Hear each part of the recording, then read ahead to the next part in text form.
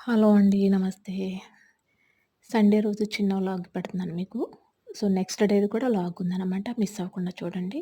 Sunday అనంగానే మనం market అంతా చేసుకుంటాం. అలాగే సండే రోజునే చికెన్ గాని, మటన్ గాని తెచ్చుకుంటాం. బట్ చికెన్ తిని ఖచ్చితంగా ఒక నెల అయితే అయిపోతుందనమాట. చాలా భయంగా ఈరోజైతే వండేసాను తప్పదని చెప్పేసి మటన్ తింటున్నా, ఫిష్ తింటున్నా. అయినా గాని చికెన్‌కి అలవాటు పడిపోయాం కాబట్టి చాలా రోజులయిపోయినట్టుందనమాట. సో, మా అమ్మ అయితే అసలు ఆగలేదనమాట. వేడి వేడిగా రైస్ ఏసుకొని తినేస్తుంది. బగారా రైస్ చేశా అని చెప్పాను కదా! బగారా రైస్ అదేవిధంగా అత్తయ్య వచ్చేసి కొబ్బరన్నం చేశారనమాట. 2 కొంచెం కొంచెం ఏసుకొని చికెన్ ఫ్రై చేశాను, డీప్ ఫ్రై చేసేసాను. అది కూడా 70% వరకు కుక్ అవ్వాలని చెప్పారు. 70% కంటే ఎక్కువే కుక్ చేసేసాను. ఎందుకంటే చిన్న పిల్లలున్నారు కాబట్టి మళ్ళీ ఎలాంటి ఎఫెక్ట్ కూడా వాళ్ళకి అవ్వకూడదని చెప్పేసి.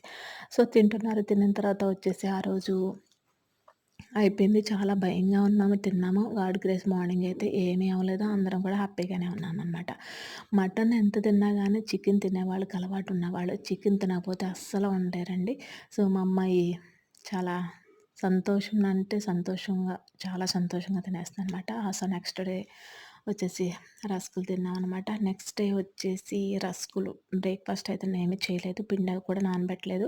మర్చిపోయాననమాట. సో, అప్పటికప్పుడు ఎళ్లి మా హస్బెండ్ వచ్చేసి మార్కెట్ అంటే షాప్‌కెళ్ళి తీసుకొచ్చారు రస్కులు. పాల్లో పెట్టుకొని తినేసాం. అదే బ్రేక్‌ఫాస్ట్ అనమాట. సర్దుకున్నామనమాట ఆ మార్నింగ్‌కి. సో, బెండకాయ ఫ్రై అయితే చేస్తాను.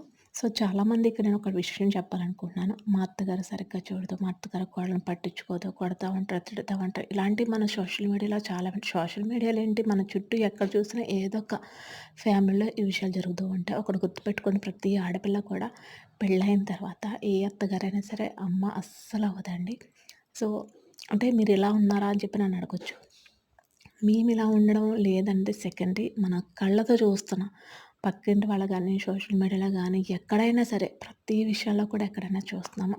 సో, ఎప్పుడు కూడా అత్తగారు అమ్మనేది ఖచ్చితంగా అవ్వదనమాట. ఏదో ఒక విషయంలో అదే కూతురనుకో, తిట్టిందనుకో వెంటనే మాట్లాడితే వెంటనే మాట్లాడేస్తారు. బట్ కోడలి విషయం వచ్చేటప్పటికి వాళ్ళేమైనా చిన్న మనస్పర్ధాలొచ్చినా మళ్ళీ పలకరించాలనుకుంటే అహం అడ్డొస్తదనమాట. అస్సలు పలకరించరనమాట.